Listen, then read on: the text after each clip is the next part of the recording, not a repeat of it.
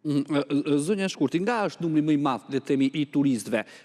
Kush është në ngjitje, le të themi, përveç ukrainasve dhe polakëve që përbëjnë një pjesë, le të themi, të konsiderueshme? Është jashtëzakonisht shumë e zgjeruar. Është jashtëzakonisht shumë e zgjeruar harta turistike.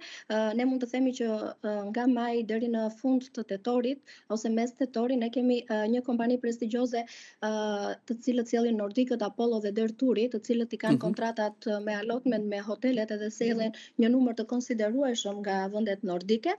Dhe normalisht nga indicet e para që kemi edhe numri i tyre është në rritje dhe hotelet të cilët kanë firmosur kontratat me këto kompani është rritur numri i këtyre hoteleve, që do të thotë që trendi është në rritje për atë treg, por gjithashtu kemi edhe nga gjitha vendet e Europës edhe kontinenteve të tjera amerikan shumë.